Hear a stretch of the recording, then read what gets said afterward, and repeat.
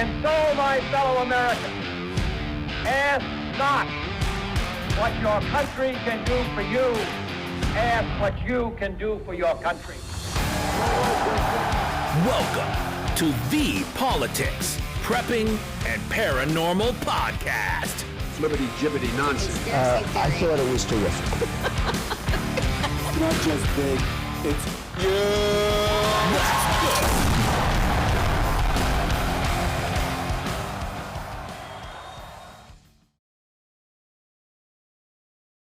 Welcome and thanks for listening to the Politics Prepping and Paranormal Podcast. My name is Jeff Morey and I'm your host. This week, I'm excited to welcome Dr. Gregory Rogers to the show. Dr. Rogers is a former NASA senior flight surgeon and a major in the Air Force and is the author of the space shuttle novel Impact. Dr. Rogers is also a UFO experiencer and has directly witnessed the federal government reverse engineering potential extraterrestrial craft firsthand. Dr. Rogers joins me this week with an incredible story to tell you that will put to doubt any of you who believe that the federal government isn't actively silencing and suppressing anyone who tries to come forward with evidence of clandestine activities regarding UAPs. He has seen and witnessed things and has a firsthand knowledge of how the federal government is actively recovering and reverse engineering extraterrestrial craft. But before I welcome Dr. Rogers and he gives us all the details of what's going on, let's first take a look at some of this week's big news stories.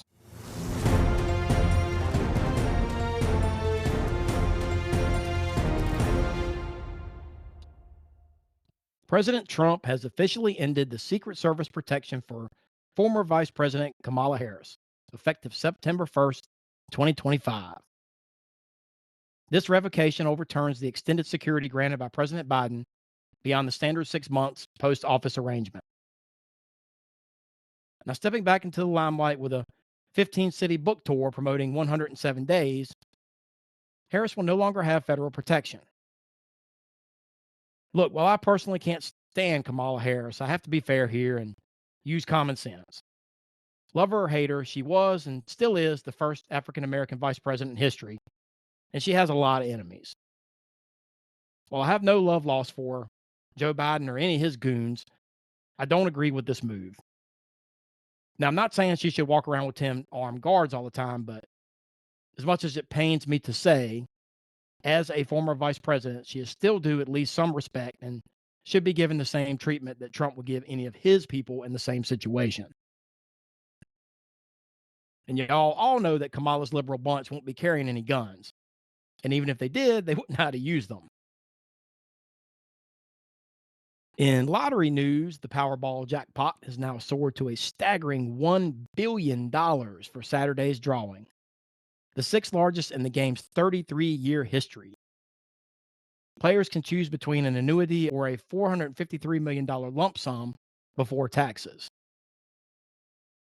During this summer run, hundreds of people have already had their lives changed. An article caught my eye on Friday. I saw a story that the Republican fighter published that says that ChatGPT told people how to bomb arenas, make anthrax, and produce illegal drugs. Honestly, I was super busy, so I didn't get time to read the whole thing, but if it's even the slightest bit true, this just confirms some of the points that I made in my last episode with Sarah Spencer about the dangers of the continued advancement of AI technology. Now, obviously, I don't blame ChatGPT for just doing its job, but humans, as developers of this technology, need to be aware of the potential effects that the use of AI in our culture can have on our lives. In legal news, a federal appeals court has ruled that most of President Trump's sweeping tariff policies are unlawful, finding he exceeded the authority granted under U.S. law. Despite this, tariffs remain in place for now, thanks to a delayed enforcement pending appeal. The ruling doesn't take effect until mid-October, giving Trump time to take his case to the Supreme Court. It's a significant setback for unilateral trade action, and legal analysts are all watching closely. As the redistricting drama continues to unfold nationwide, Missouri now appears poised to jump into the fold and possibly redraw their state's congressional lines. Governor Mike Kehoe announced a special legislation session to draw a new voting map that could start as early as next Wednesday. In a statement, Kehoe wrote, Missouri's conservative, common sense values should be truly represented at all levels of government, and the Missouri First map delivers that.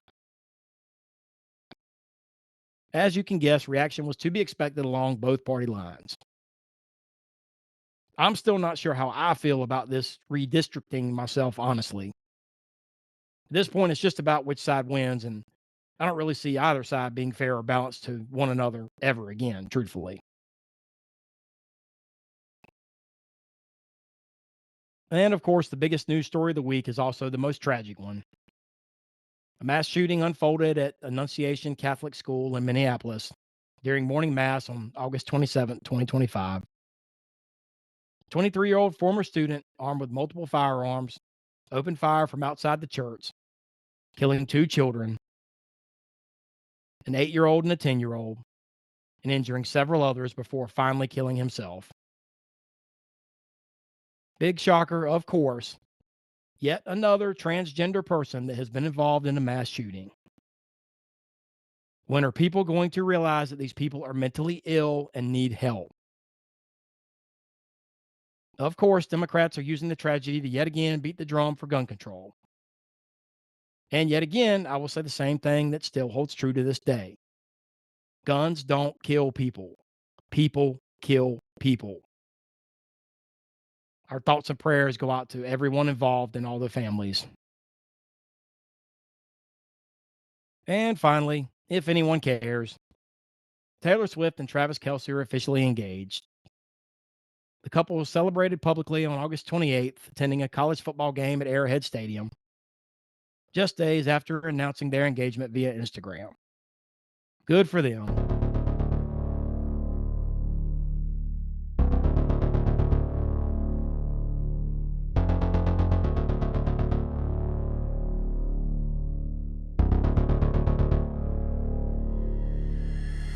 At this time, I would like to welcome Dr. Gregory Rogers to the show. Welcome, Dr. Rogers, and thank you for joining me. Well, I'm glad to be here. Before we talk about this explosive story you have to tell us about, could you first tell the audience a little about yourself and your background? Okay. Well, I was a senior flight surgeon for the U.S. Air Force. I was attached to NASA for support of the space shuttle operations out of Kennedy Space Center, America's spaceport. Along with that, a search and rescue missions in helicopters. Actually got a solo certificate when I was a young officer in helicopters. So I enjoyed flying helicopters a lot. I flew Hueys, OH-58 Kiowa Scouts, and AH-1 Cobras. The best thing about flying Cobras was when you get to blow something up. It was really fun to do that. One of the weird things was that at night, one of the there's 2 pilots, front seat and back seat. One of the pilots has to keep his eyes closed when you're firing rockets because they're so bright, you totally wipe out your night vision. So after you fire the rockets, the pilot with his eyes closed takes over so he can still see, because especially the guy in the front, these rockets going off on each side just totally wipes out your night vision.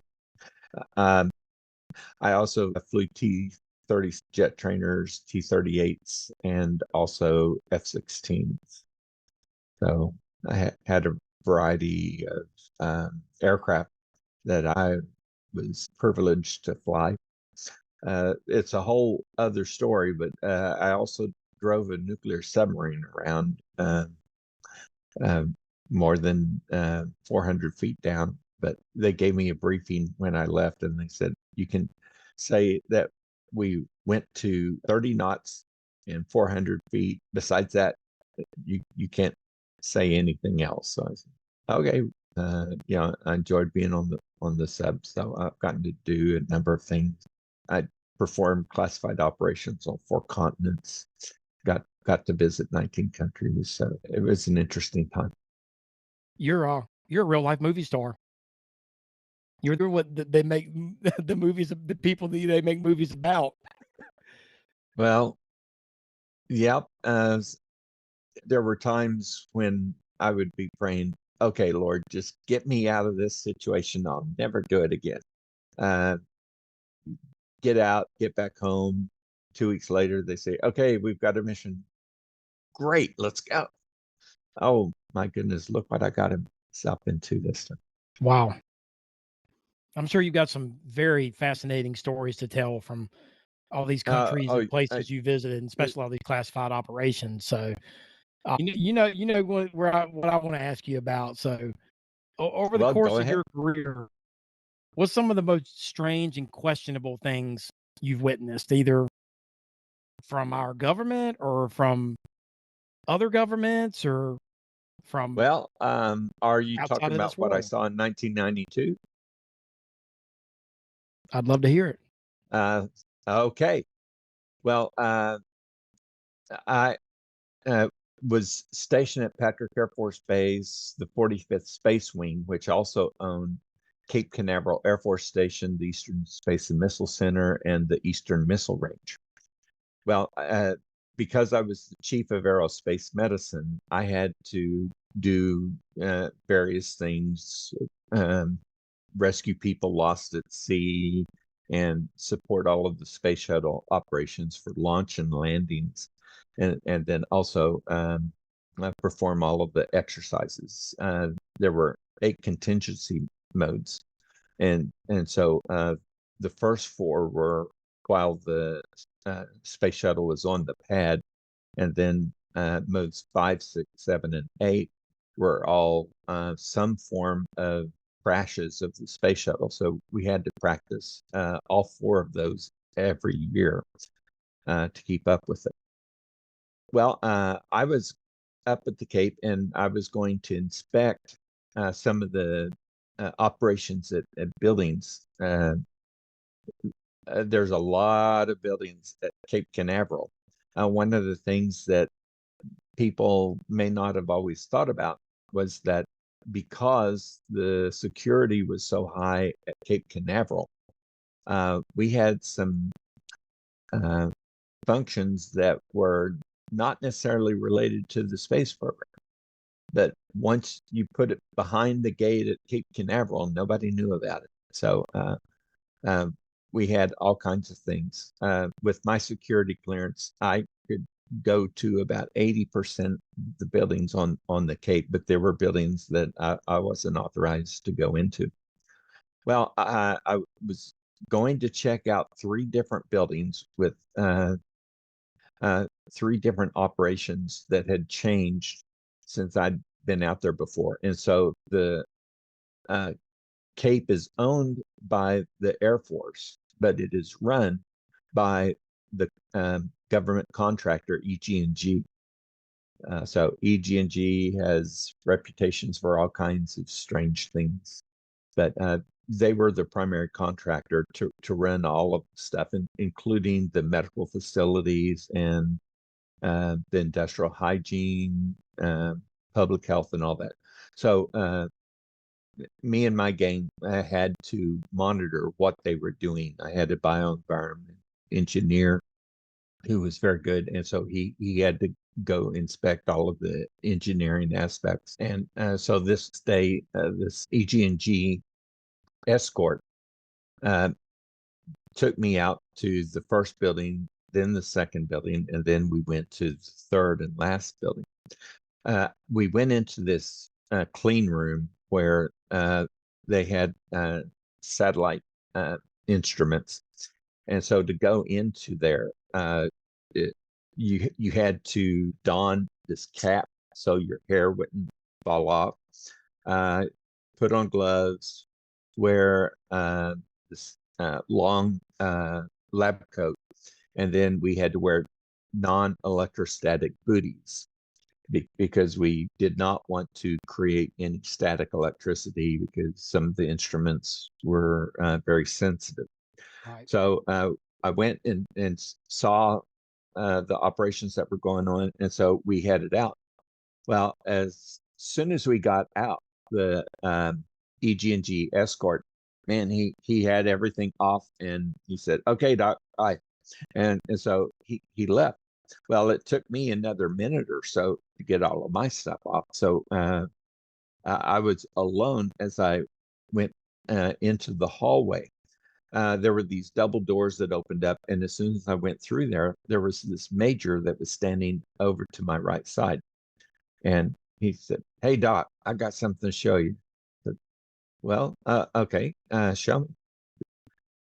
No, it'll take just a second, but it's something even you have never seen. Now, I think the reason he said that was because most of the people had compartmentalized security. So if you worked in these two buildings, when you went to the Cape, you could go in those buildings, but you couldn't go in any of the others.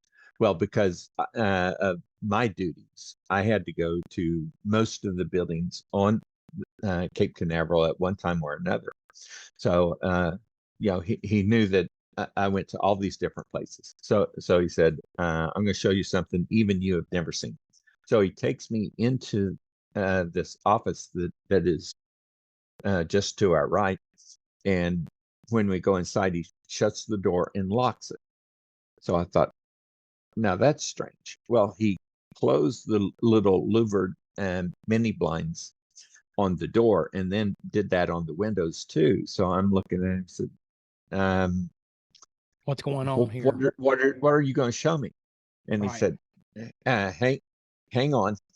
This is going to knock your socks off. So he sat down at a computer station. There were 4 computer stations in sequence in this room. And so I think his was like the third one.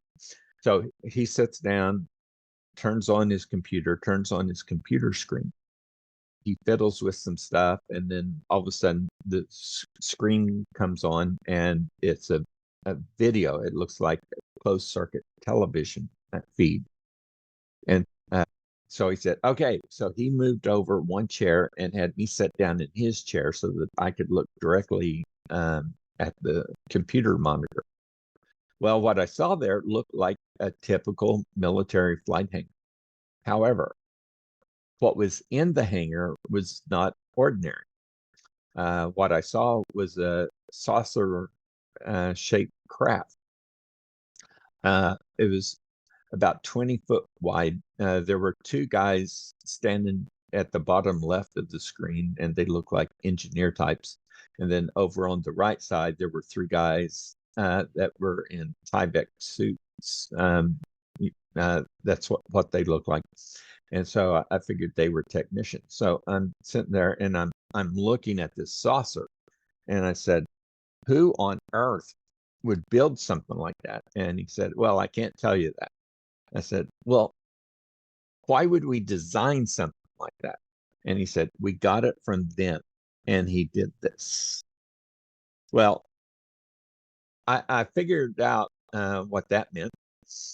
Obviously he was suggesting that this was a reverse Not from this engineered earth. craft based on non-human intelligence. So I'm sitting there looking at this thing, and all of a sudden this sort of alarm klaxon goes off, and so everybody moves away because they're going to start testing this vehicle. Well, just a few moments after that, there are these electromagnetic discharges that begin to occur all around the vehicle. Well, I'm looking at this and thinking, wow, this is really something. Now, the vehicle was pearly white. It was a totally smooth surface. There were no doors, windows, seams, bolts, rivets, anything like that. It was a perfectly smooth surface. Really, if you took an egg and smashed it to where it was even from all sides instead of being a little bit oblong, that was part of what this vehicle looked like. Now then, it had markings that as soon as I saw them, I thought, oh man, this is an experimental vehicle because they've got it marked accordingly. I have a little diagram here of what it looked like. Yeah. The along the beam, there were horizontal rectangles, and they were black and extended from the 1230 to 230 position, from the 330 to 530 position. As it rotated later, I could see that it was also at the 630 to 830 position and the 930 to 1130 position. Now, about 60% of the craft was in the upper section and about 40% in the lower section. At the 3 o'clock, 6 o'clock, and 9 o'clock positions, there were vertical black rectangles. Now then, the reason that I believe these were for testing was the vehicle was so smooth on surface and all that, that if there were not some sort of markings, if it rotated or moved, you really wouldn't be able to see it. You put rectangles in certain spots, and that way you know exactly where that spot is. And as soon as it moves, the rectangles are going to show you what the movement is, what the direction of travel is, and so forth. Well, on top of it, there was a small little dome, and a mast was sticking out. And on top of the mast, there were 3 umbilical hoses that were hooked up. My guess, one of them was probably for electricity, and another one might have been for control mechanisms or whatever. But as soon as I saw this, I thought that vehicle isn't completely ready to fly because they don't have all of the stuff internal, and that's why they have to use these umbilicals. Well, once these electromagnetic discharges began, it rose just as smoothly as a feather, in a light breeze. If I'd not been looking directly at it, I might not have even seen the motion. It was so smooth. Well, it moved to about 3 feet off the ground, and then it rotated 360 degrees clockwise. Then it rotated 360 degrees counterclockwise. Well, as it was rotating past me, what I saw at the 12 o'clock position was moving where I could see it clearly. And it surprised me probably as much as seeing a flying saucer in the first place. Across the 12 o'clock position, it said U.S. Air Force. And then just above it, it had an American flight insignia. So I'm looking at this thing and it's, oh my goodness, look at this. So once it finished with the rotation, it moved left and right, forward and back. So it's just like they're testing basic controls. So I'm sitting there watching this, in amazement. And then all of a sudden, it's just hovering in place, just as steady as a rock. And then it did this. It tilted to a 45, a 45-degree angle of attack if it was moving forward. But the thing is, it moved to a 45-degree angle, but it stayed exactly where it was. It didn't move a centimeter to any direction. It only tilted. Well, I flew helicopters and fixed wings, and I knew quite a bit about aeronautics, and I knew we've got nothing that can do that. Right. The closest thing that we could do would be if you had a helicopter. It's hovering, and so the rotor disc on top is pushing straight down, and so that's what it needs to do to hover. But if you tilt the rotor disc, you're going to change the angle of the thrust, and so the force vector is going to cause it to move.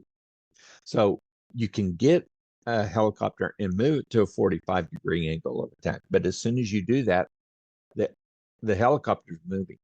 You cannot put a rotor disc at 45 degrees and stay in place. You're going to be moving. So when I saw this, I was just shaking my head, and he said, "Man, I thought that'd get your attention." Oh man, it does. Well, just about that time, there's a knock on the door, and there were people coming back. I think this was just a little bit after lunch, and he immediately clicked off the computer and the monitor, and he said, "Don't tell anyone I showed you this. He just showed me a flying saucer. Who am I going to go tell? Hey, this guy just showed me a flying saucer." Well, Seriously. he goes over to the door and opens it, and there was a lieutenant colonel and I believe 2 captains that were with him. So the lieutenant colonel outranked both of us majors. And so the lieutenant colonel said, "Why did you guys have the door locked? What were you doing?" Well, the other major said, "Well, I had this skin thing, and I was afraid it might be cancer, so I was going to have Doc take a look at it. So I locked the doors for my privacy." So now they're all looking at me. Well, um, I want to specify one thing. On the screen, there were no identification of classification levels. There was no location indicator, no date or time indicator. It was a completely clean screen. So I'm sitting there thinking, man, if I report this guy, I'm probably going to have to report these other guys, because there's no way this major would have known about it in this small little office without the other people knowing about it. So Right. if I'm going to report somebody, I'm going to have to report the whole bunch of them. We'll have to go up their chain of command and report it that way, but I'm going to have to report it to all the security personnel so that they can do a security investigation. And then I'm going to have to go back to my colonel and say, "Sorry, sir, but I just saw a flying saucer video, and so I've reported all of the personnel who showed it to me. Their chain of command is going to react. Security is doing an investigation, probably going to go directly to the general. So the general will probably be calling you in the next few minutes, wanting to talk about me since I was the one that saw this." Well, I'm thinking about all of this, and I thought, there's no way I'm mentioning anything. So I just looked at the guys and said, "It wasn't cancer. I got to go. I got to get back to my clinic." So I beamed it out of there and went and got in my car and drove off, and never went back to that building again. I would have been But terrified that that lieutenant colonel would have called your bluff and said, "Well, let me see," told the other officer that you were talking to, "Let me see the skin patch you're talking about." I would have been shaking in my boots, worried that he was going to call my bluff on that one. So I think you lucked out on that well, aspect.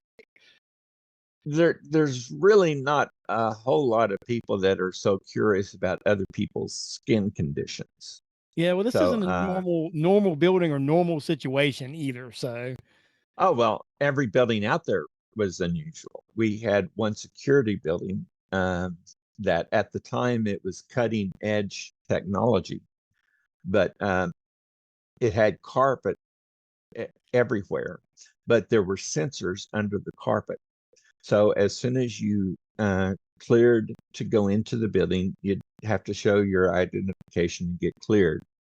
You would take steps to go into this little rectangular area, and you would stand there until they had it certified. And then as you walked off, the security would track every footstep that you make, so that no matter where you go in the building, they know, oh, these are the footsteps of Major Rogers. These are footsteps of Lieutenant Colonel so-and-so. So like a they could, fingerprint, basically. yes. So if you were up to anything and you went into if you said you're going into office A and you really go to office B, they're going to know about it. So there was all kinds of other security there, but at the time, I thought that was pretty special security measures, but I'm sure they have much more advanced ones now. So I got back. I decided I'm not telling anybody about this. I didn't even tell it to my wife for 15 years. But this was in 1992. And in 1992, you don't go tell the Air Force, hey, I just saw a flying saucer. Oh, well, if you were a pilot, they would send you to the flight surgeon and say, hey, check this guy out. Well, I was the flight surgeon, so they would have sent me to a psychiatrist or something. But I just wasn't going to talk about it. And so in April of this year, I retired from the Defense Health Agency. I'd been working as a civilian physician at the McAllister Army Ammunition Plant. And so after I retired, I said, I'm going to tell the story. So I contacted a couple of journalists. They said, yeah, we want to do this. And once they put their articles out, one was Tyler Roberts with Total Disclosure, and then the other one was Josh Boswell with the UK Daily Mail. And so once they put their articles out, it just blew up on me.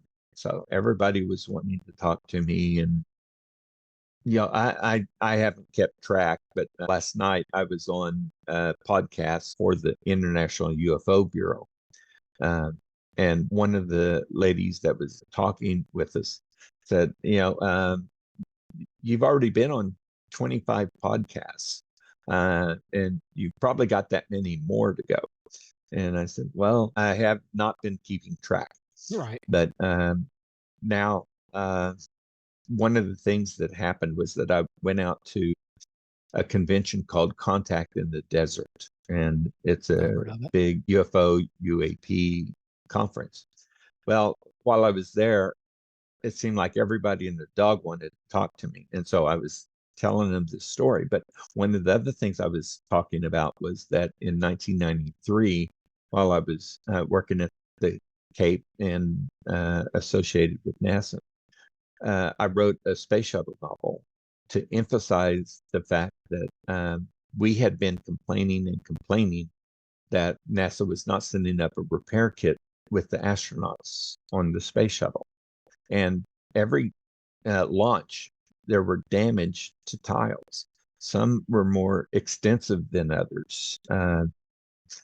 There was one mission where, typically they would have to repair or replace, maybe 100 tiles.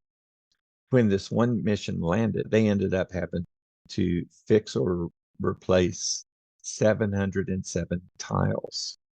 Well, sooner or later, I was convinced there's going to be damage to the thermal protection system. And when they try to come back to Earth, the leading edge of the wings, the nose, and the tail, the vertical stabilizer, will get up to temperatures of 2,300 degrees.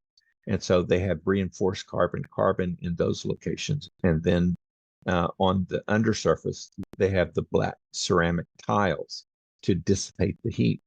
So I figured one of these days, there's going to be a problem. And without a repair kit, how are they going to fix it? So I wrote a space shuttle novel that a space shuttle was damaged in space. The name of the book was Impact. And so a piece of space debris impacted the orbiter, knocking a hole through the undersurface. And it was large enough that if you didn't fix it, as you went back through the entry window with these very high temperatures, it would have burned a hole through the structure, and you would lose the orbiter and crew. So the only way I could fix it, since they didn't have a repair kit on board, was to launch an unmanned rocket with the repair kit aboard. And so they could rendezvous with the repair kit, seal the hole, and then try to land normally. A lot of people knew about this. I had a joint book signing with Buzz Aldrin at Books A Million, just outside of Kennedy Space Center. And I had a book signing with Jim Lovell Jr., the commander of Apollo 13 at Space Center Houston, Johnson Space Center.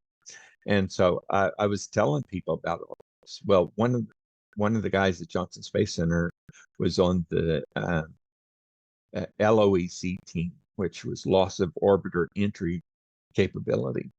And when he saw my book, he said, "Well, what's going on?" And so I explained it to him and said, "Man, that's scary. You know, we talk about this stuff all the time. That's what I do. You know, we have talked about it, and if we lose another crew, it's probably going to be because of the very reason that you mentioned in your book." Well, 8 years later, Columbia launched. They had foam that penetrated the reinforced carbon at the leading edge of the left wing. And when they tried to come back down, that hole allowed these blowtorch temperatures to get into the wing. It burned through the support structures. Sensors were burned out, and eventually the left wing lost its integrity. And so when it broke, the orbiter tumbled and all of the crew was lost. But I had told them 8 years beforehand, you got to have a repair kit. If they'd had a repair kit for that hole, you know, they think it could have been up to 18 inches.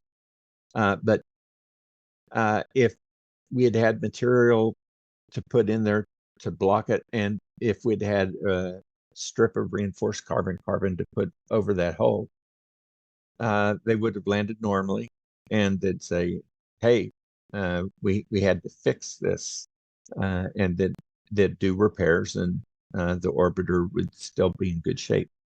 As it was, we lost the orbiter and crew. On all of the missions between 2003 and 2011, when they stopped flying the space shuttle, all of those missions had repair kits on. Wow. They should have had repair kits in 1995 when we were telling them that. Flying the space shuttle is a dangerous thing anyway. Even through the end of the last mission, they had flown the space shuttle for nearly 20 years, but they were still considered an experimental vehicle because they were so complex. You think they would have had the technology in place and had all this stuff lined? Well, the space shuttle was the most complex flying vehicle that had ever been produced, and so we were still learning how some of the systems functioned, even up to and including the final mission. Well, I know you wrote your book, Impact. You were working on another book, correct? Yes, in fact, we just finalized the editing for it. It's expected to be out on the 11th of September, and it's going to be about the flying saucer that I saw and dealing with other aspects of UAPs, unidentified aerial phenomena. And the book is going to be titled, you know, just what I showed you. The guy said to me, it's going to be titled, "We Got It From Them." It's a reverse engineered spacecraft. It wasn't in space when I saw it, but it was obviously designed to be similar to some sort of craft that somehow the United States got their hands on. Now, I saw a little story that I wanted to ask you about this book, and I think this is the one she was talking about. Did you have some kind of issue with your publisher with this book that's getting ready to come out? And can you tell us a little bit about that? Actually, I've got an update for you because of what else has happened. When I went to contact them, can you start from the beginning, because this really caught my attention, and I think this is something people really want to hear about. For any of those people out there that don't think for a second the program isn't actively watching and monitoring people that are trying to talk about disclosure and bring these things to the public eye. So if you don't mind, would you start from the beginning and just Okay. talk Well, about the sequence of events that led to this? I went to the contact in the desert, and as I said, all of these people were talking to me. So I was talking to them both about the flying saucer that I saw, but also about my disappointment in NASA not listening to what I wrote in my space shuttle novel, Impact. And so there were people looking it up, and some of them were buying it through the internet while I was there, because they said, wow, I want to get this book. When I got back from Contact in the Desert, 10 days later, the publisher sent me a notice that they were no longer interested in printing, publishing, or distributing my book. And so they said, all rights are returned to you. We don't want to have anything to do with it.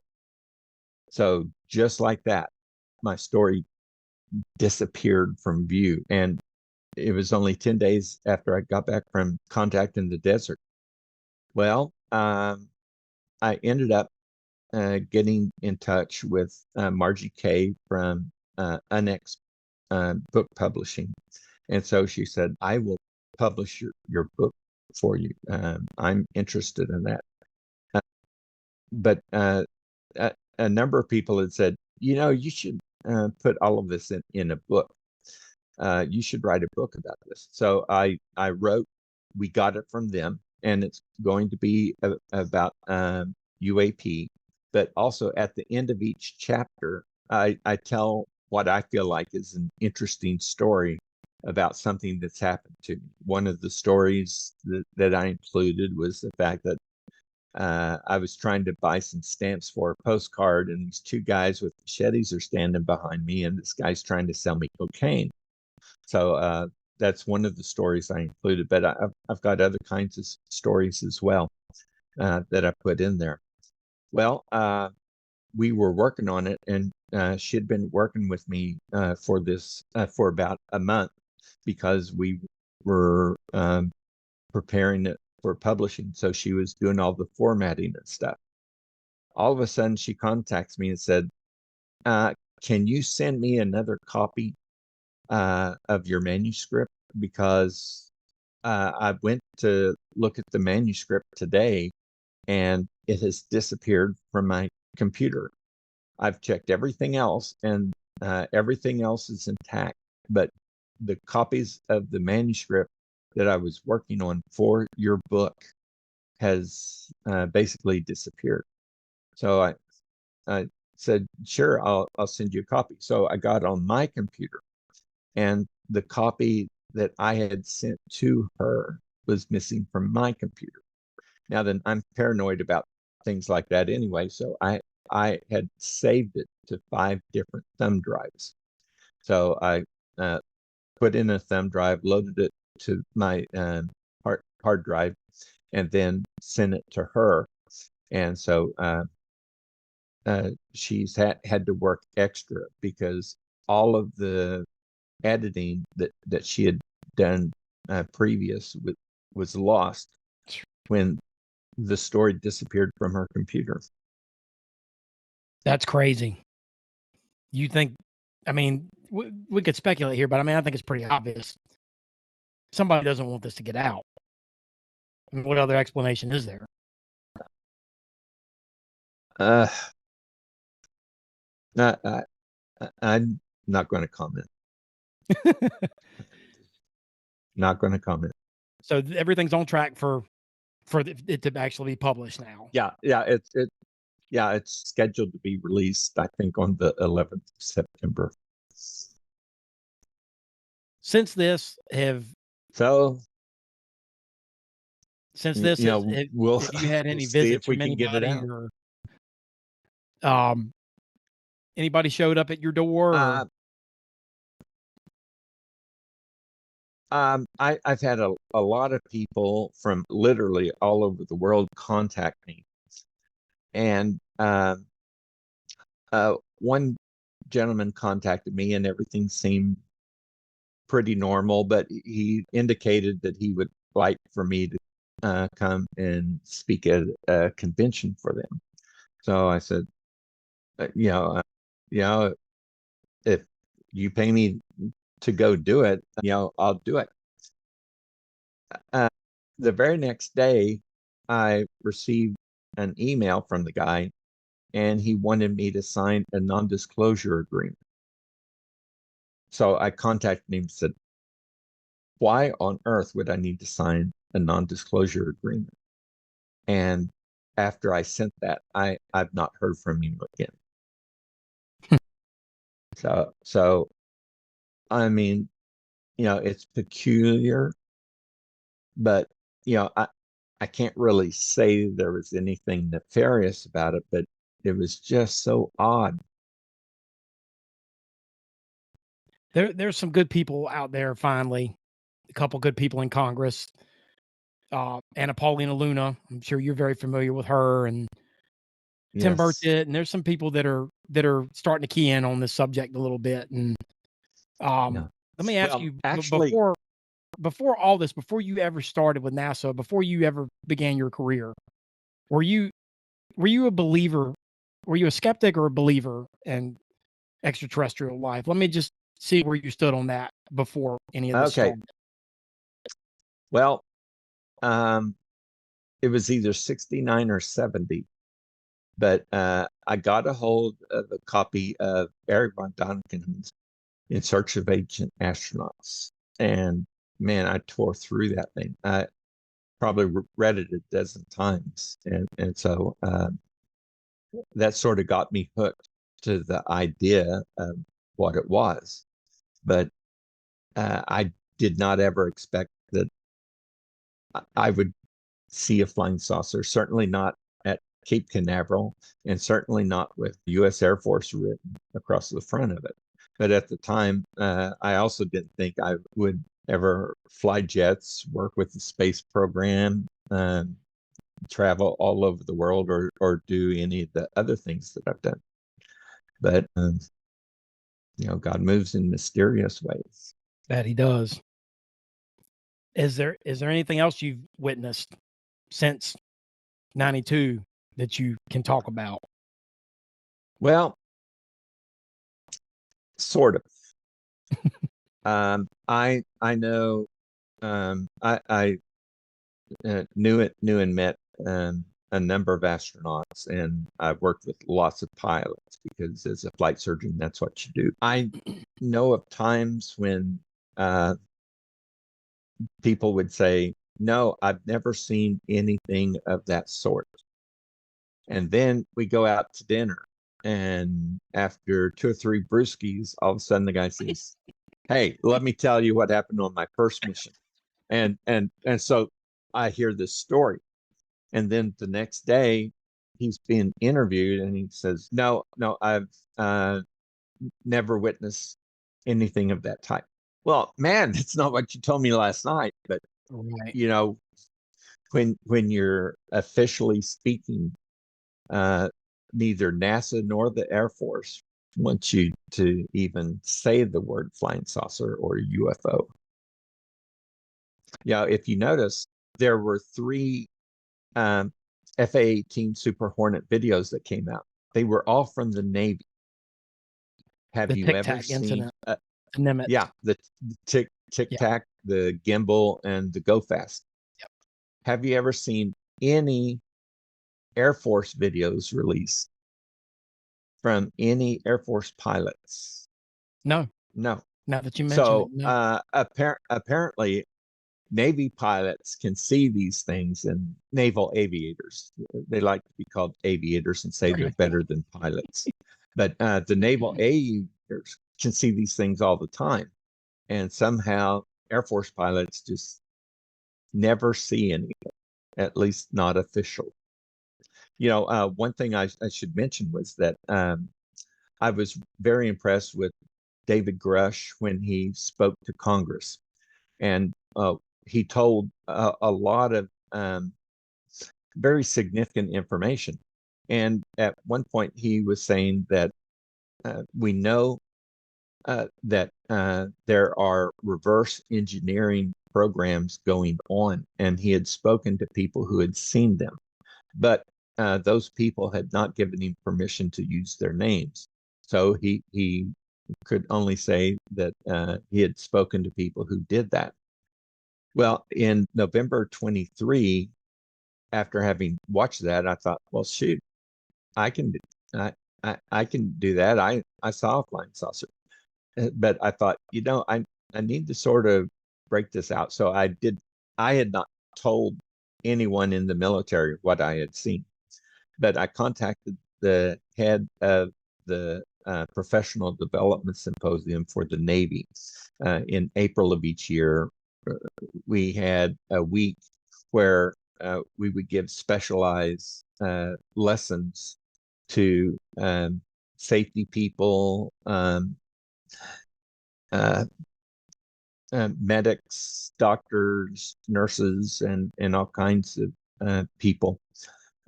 It was given virtually after COVID hit. We didn't actually meet, so I would give it from my office. But I had done this for 5 or 6 years about all kinds of different topics. So I contacted the commander of the PDS and said, now that the Navy has officially declassified reports about UAPs, including videos that have been shown to Congress, along with radar indications and so forth, could I bring up the topic of UAPs in the lecture that I'm going to give next April? And so we had to go back and forth several times, but finally said, well, if you do it in a professional manner, I'll allow you to do this. So when I got my slide set, I sent it to him and to the person who cleared all of the lectures for the PDS. And they sent me word back, yes, you're authorized to give this lecture. So just to make sure, I sent a copy to the public affairs officer at the McAllister Army Ammunition Plant and also at Fort Sill, Oklahoma, which is the largest military facility in the state. And so I sent it to the public affairs officers of both of those locations and got back written clearance to give this lecture. So in April of 24, I actually lectured.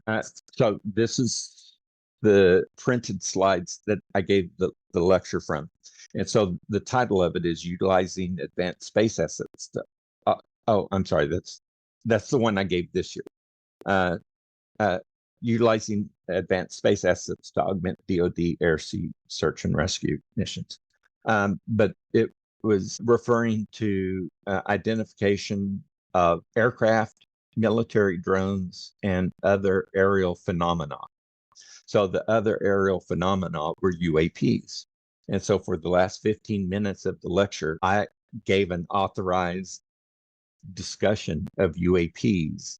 And I even referred to it in the same fashion for interviews of people that we use for aircraft mishaps. So if someone has seen an aircraft mishap or has seen a UAP, when we interview them, I went over the details of how we should do those. But I gave an officially sanctioned discussion on UAPs on the 24th of April, 2024. And I had, all of these clearances in writing that I could do this. About 2 weeks later, I even got a letter back from the commander of the PDS saying, thank you for providing this lecture. It was very interesting and well received. So I did that. Now, I knew I was going to retire and tell the rest of the story about the flying saucer, but nobody else did. But I didn't tell them about it. But I did give an authorized UAP lecture to the Department of Defense. So there were people all over the world watching virtually. And there you go. You think there's a reason why now the government is starting to be a lot more lenient with people talking about this? Are they easing us towards a slow disclosure event, or what's your theory on why all this stuff is now getting ready to come out? Are they trying to distract us from something else, or is this, Well, there's so many theories about this. What's your take on it? I believe that we have passed the point of being able to say, UAPs are real. More Americans believe that they are real than choose not to believe they're real. People have seen these things under all kinds of circumstances. Think of the Phoenix lights, the drone swarm over New Jersey. One of the things that concerned me was that at the same time that was going on, there were drones that were overflying Langley Air Force Base, and they could I not know a lot of identify. people don't know. Yeah, they were in restricted airspace. We didn't know where they came from or what they were doing.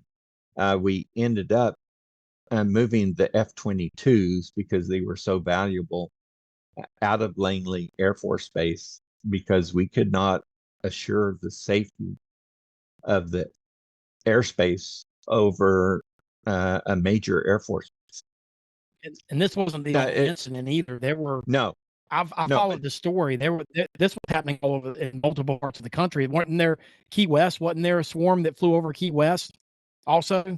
Yes, And but the thing is, this goes all the way back to the 1940s. The Roswell incident. We have had so many incidents where people have seen UAPs, reported UAPs, UFOs, and it is so common that I think they finally said, we might as well admit something and we'll see how it works out. So I think they released the 3 FA-18 Super Hornet videos to see what the public's reaction was. And so people were really interested in it. And after that happened, Congress started having hearings on it. And now it's getting to the point to where the government is having the impetus on it to say, no, there aren't any UAPs. And, they got the Wall Street Journal to print an article just recently saying, no, it's all make believe. Well, are you familiar with the Naked Gun movies? Yes. Okay. Frank Drebin is standing out in the street. Behind him is a fireworks factory that is on fire and blowing up. So all these people are looking at this fireworks factory blowing up, and he's standing there saying, nothing to see here, move along. The government has done that for so long. At some point, they got to feel stupid saying, no, there's nothing to see here, when everybody We all know better at this point.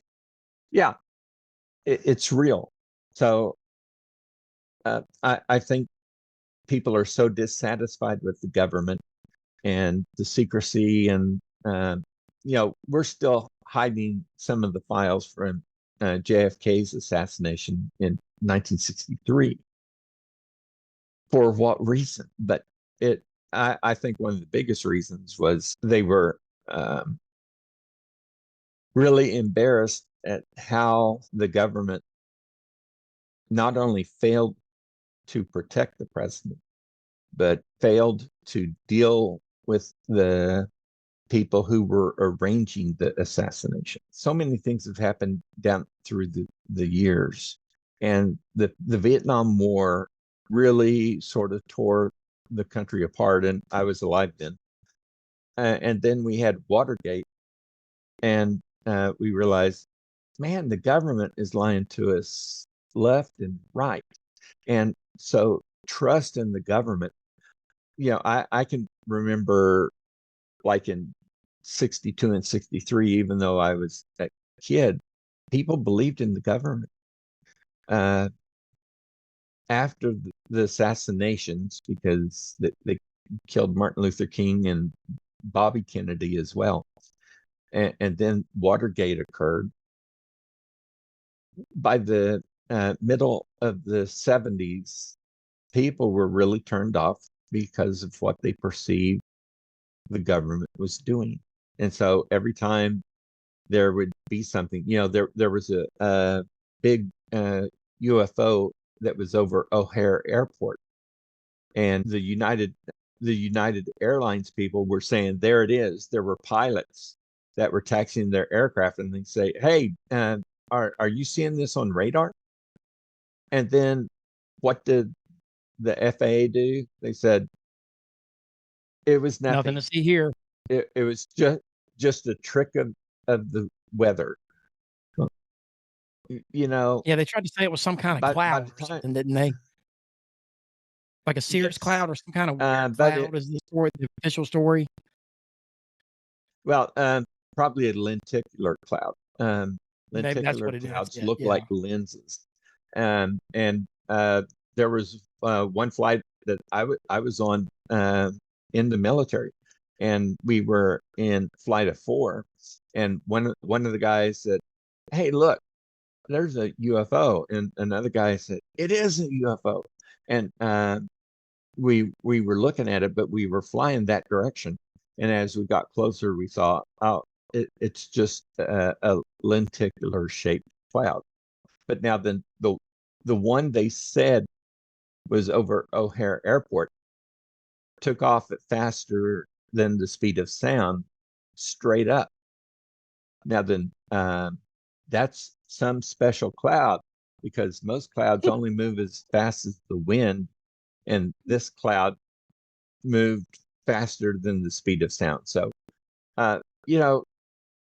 after you listen to so many of these events, you just got to say, you got to be kidding.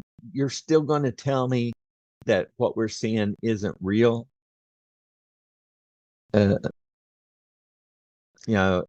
It's really silly, but the government does a lot of things that are silly and crazy and all. Are we ever going to get total disclosure, Dr. Rogers, in your professional opinion? I don't believe so. And one of the reasons is that when you think about the American government, what is the government? Well, the president is part of the government. The Pentagon is part of the government. The Army, Air Force, and Marines, Space Force, and Coast Guard are part of the government. Congress is part of the government. The Supreme Court is part of the government. The Federal Aviation Administration is part of the government. The National Oceanic and Atmospheric Administration is part of the government. And so there are so many different and competing agencies, and they don't always talk to each other. They don't share information. And so even if you got one section to come clean and give their information, the Navy has given these 3 videos from the F-18, and they've given supporting radar documentation, and they have said, yes, this was taken by our aviators and other personnel. Well, even if the Navy came clean with everything they said, the Air Force isn't admitting to anything. NASA is not really admitting to seeing UFOs or tracking UFOs or experiencing UFOs on any of the space flights that we have sent all around our planet and even to the moon. So even if you get 1 or 2 sections that are going to disclose, the other agencies and groups aren't going to release their information. I agree 100%. Yeah. So I'm a big conspiracy theorist. I don't think there's any more qualified to answer a couple of these questions than you. So I'm going to hit you with a couple and just see what you say. I'd love to hear your thoughts. Okay. Is the Earth flat? No. I mean, I've been in aircraft up to 50,000 feet. Even at 50,000 feet, you can see the curvature. The curvature of the Earth. One of the things that happens is that on an eclipse, the Earth moves in front of the moon. As it goes across, you can see that it's a circle. It's not a flat line. I know the flat earthers can never explain the eclipse thing. Yeah, well, I mean, man, I think a lot of people really say they believe that the Earth is flat just so they'll have people argue with them. It's astounding to me. People believe it. I know people that are close to me that believe it. They don't believe I guess it's flat per se. They believe it's a dome. I think the prevailing theory of flat Earth today is that it's some kind of fully enclosed dome, and that we cannot leave the dome. I think that is the synopsis of the modern flat Earth theory. Well, that's like saying we never went to the moon. That was my next question, and that's one I'm skeptical about, because the footage from the moon landing, there's a lot of things in there that can be scrutinized that, from a trained eye that are questionable. When I'm not quite as, I can see the holes in that story a lot more than flat Earth. So you're the expert. Tell me why we have been to the moon. First of all, when Apollo 9 went to the moon, there were astronomers that could look through their telescopes and watch the Apollo 9 go to the moon. That they could see the spacecraft on the surface. Well, you could track it. Once they had the translunar insertion burn, they're headed toward the moon. All of these people with telescopes were watching them go to the moon. The Soviet Union was at the height of the Cold War. If they had any evidence whatsoever that we did not go to the moon, they would have blasted it everywhere. Apollo 10 went to the moon. People say, well, we didn't have it as early. Maybe the later ones went to the moon, but the early ones didn't. No, Apollo 10 goes to the moon, and astronomers are watching them go to the moon, and then they can see the spacecraft when it returns. How are you going to fake that? And then Apollo 11 landed on the moon. I've been able to speak to several of the men who went to the moon and walked on it. When you hear all of the different stories, it's just crazy to think that's not it. I was standing with Buzz Aldrin at book signing, and this little snot-nosed teenager came up and said, "We never went to the moon." And he said, "Get out of my face or I will punch you. I've done it before and gotten in trouble. I will punch you." So some of the people grabbed him and pulled him away. And then he told me a story that I had never heard before. And I don't know how many people have ever heard of it. But did you know that they nearly died on the moon? No, I did not. Okay. Well, when they put on their spacesuits to go walk on the surface, then they came back in and had to take off the spacesuits and then stow them away. Well, while they were doing this, one of them bumped against a switch and broke it. The switch was for the initiation of the ascent engine ignition. So that switch was supposed to be flipped so that the ascent engine would ignite so that they could leave the moon. Well, they looked and it's broken. So they said, "Hey, Houston, what's the workaround?" And they said, "We don't have a workaround. We never imagined that something like that would happen. You give us a few hours and we'll try to figure it out." So 4 or 5 hours later, they were talking to him and said, "We cannot figure out a workaround." Well, Buzz Aldrin said, I've got my pin. I've been looking at this thing, and I think I could slide it inside the housing, and I can hit that circuit. And if I can close the circuit, it will ignite the engine, and we can leave the moon.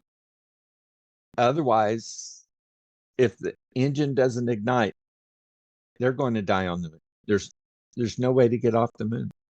So Buzz Aldrin, when they were counting down 10, 9, 8, 7, he's sitting there with his pin waiting. And when they get to 0, he punches inside the housing, manages to close the circuit.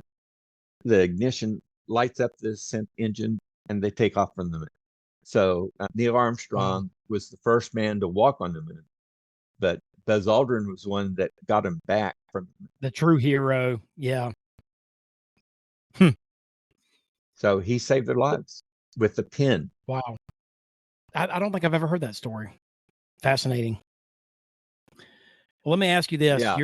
You're talking about a lot of this stuff with UAPs and everything. Are you concerned at all about for your safety these days with some of the subjects you talk about with the government? Well, I don't think so. Some of the people that have gone before Congress and spoken have said a lot more about the entire program of UAPs and non-terrestrial intelligence, and they're still alive. And it seems like Congress just keeps calling the same people to tell the same stories over again. If they're going to have UAP hearings, let's not have the same people tell the same stories again. Get somebody else. Let's bring in some folks from Area 52 and from Dulce, right? Well, people really don't understand what goes on at Dugway, and there's an installation on Dugway called Twilly, and nobody's heard of that, and they don't know what it does. So, I think it's funny when people get outside the gate at Area 51 and they say, "We're in front of America's most secret location." You're standing in front of it. It's because it's there. If it was the most secret location, you wouldn't be there. Know about it, and you wouldn't be there. So, that installation is a major facility. It was responsible for developing the U-2 spy plane, the SR-71, the F-117, the B-2 bomber, all of these exotic aircraft. Now, one thing I'll say about the F-117 that a lot of people probably don't think about was I already knew what the F-117 was, but I was flying a T-38, and we were going to pass each other. The angles that they use on the F-117 are very odd, and so the computers in 1970s, when they were doing the Have Blue program that became the F-117, they could not compute irregular surfaces.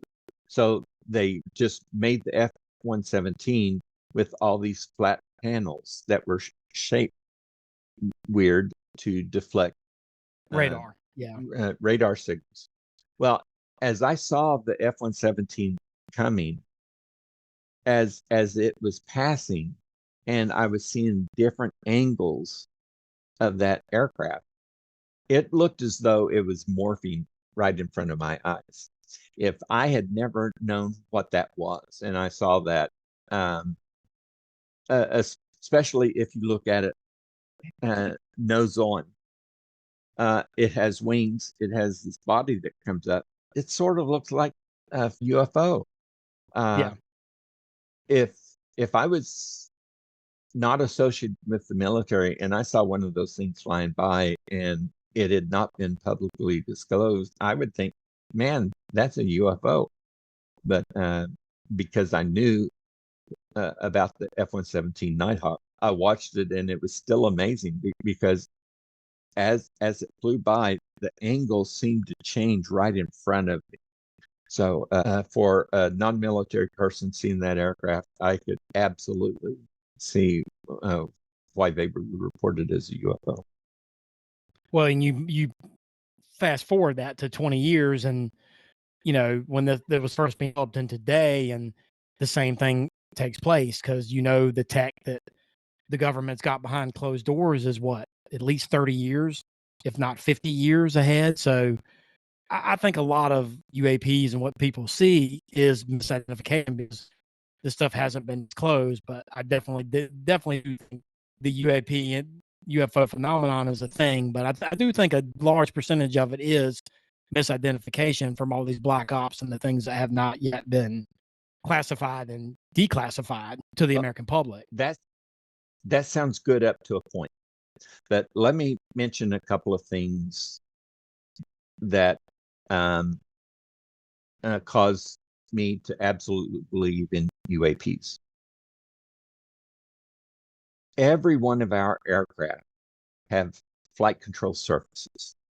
Now, then they may be different.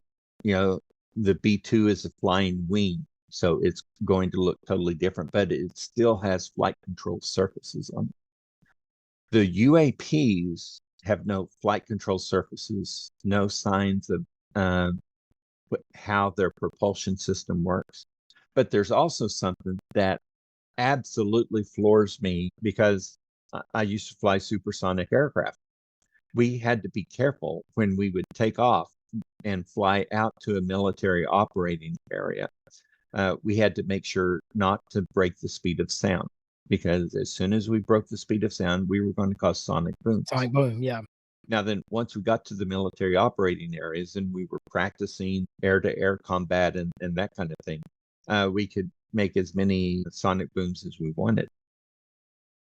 One of the most peculiar things about UAPs, flying saucers, is that when they speed off at just unbelievable speed, no sound. No one ever hears a sonic boom. When we launched the space shuttle, after about 50 seconds, they say we're powering down the space shuttle main engines, because they were about to go through Mach, the speed of sound. And then once they did that, that was the maximum aerodynamic pressure on the vehicle. And then after that, they would throttle back up. And if you remember the Challenger disaster, the last thing the crew said was, Johnson Space Center said to them was, "Your go at throttle up." Well, the reason they were go at throttle up was because they had broken the sound barrier.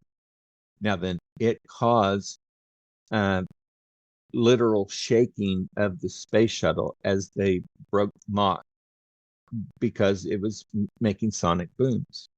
Every time the space shuttle would come back to Kennedy Space Center, we'd know, okay, it's 5 minutes out, we should be seeing it. And sometimes we wouldn't even see it, but all of a sudden we'd hear boom, boom, the twin sonic booms, because the front of the spacecraft was far enough from the tail of the spacecraft that they each made their own sonic boom. So we had twin sonic booms for the space shuttle. Every vehicle that we own on this planet cannot go through Mach without producing a sonic boom. So how are these craft doing that? They're using some sort of physics that we don't know about, because anti-gravity is what most of the prevailing theory is, I think, for this. Well, even if it's anti-gravity, when you break the sound barrier, you're still going to produce a sonic boom. But they don't produce sonic booms. So there's got to be something else, because we have no ability to go through Mach without producing a sonic boom. And yet these craft don't do that. Good point. I'm definitely a believer. I think a lot of it is misidentification, but I've been a believer my whole life. I hope one day we'll get to a disclosure event where the American public will be told the truth. I really do. Well, the thing is, the American public has been told the truth. It's just not by the government.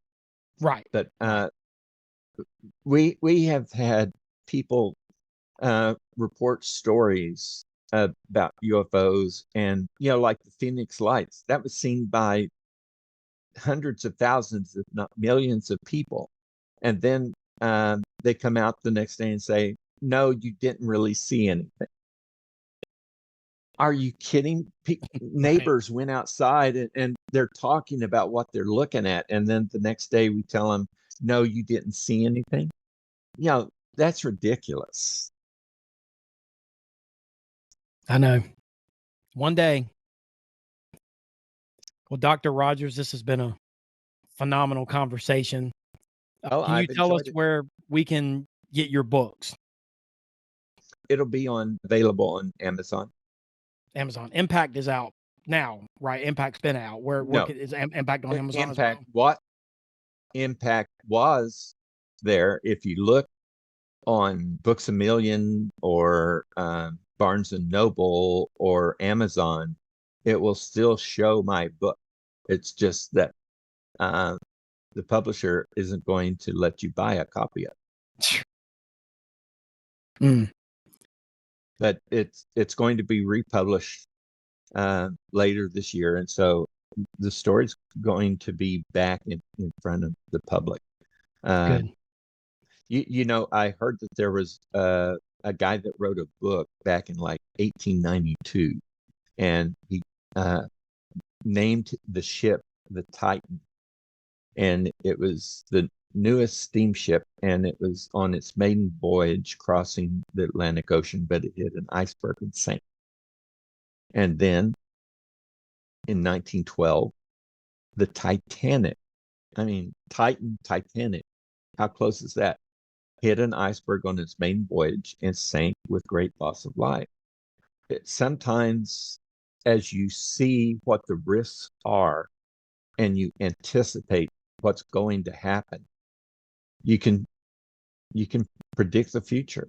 And in 1993, I wrote it in 95. It was published, and I did not want to predict the future. But 8 years later, when we lost Columbia and her crew, it was because of the reason I had written in my book in 95. It should have been prevented. It should have been prevented. Absolutely. So, I have a show coming up that I'm going to be working on, and I'll just do a teaser that it's called Predictive Programming, and I'm going to talk about just these subjects because I have quite a huge docket of things like this that have been foretold through media, through stories, through whatever that came to pass. That is one of the many stories I will cover.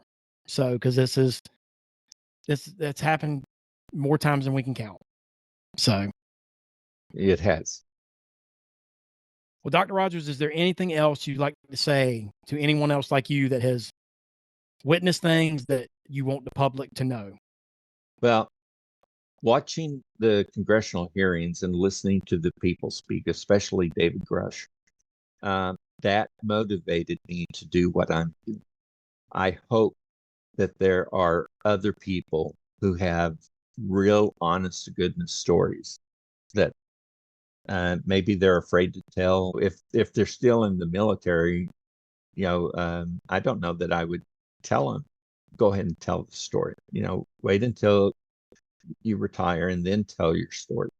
But there are plenty of people who have more stories like I've told, like what the witnesses in Congress have told. And we need to do what we can because there's safety in numbers. When we get more people testifying and more stories told, we're sort of going to protect each other. Dr. Rogers, it's been a pleasure. Thank you for joining me. Thank you very much.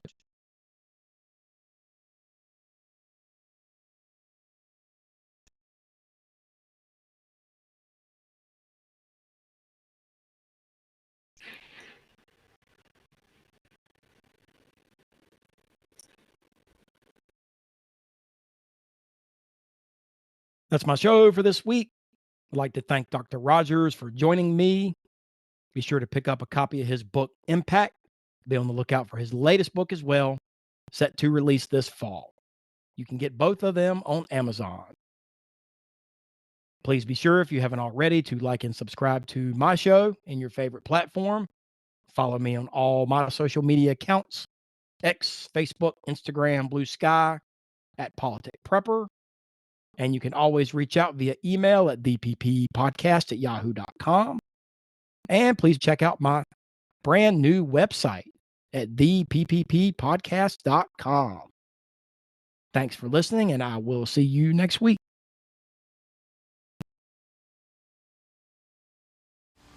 Thank you for listening to the Politics, Prepping, and Paranormal Podcast. Your source for real news and analysis on politics, prepping, paranormal, conspiracy theories, and the volatile state of the world we live in.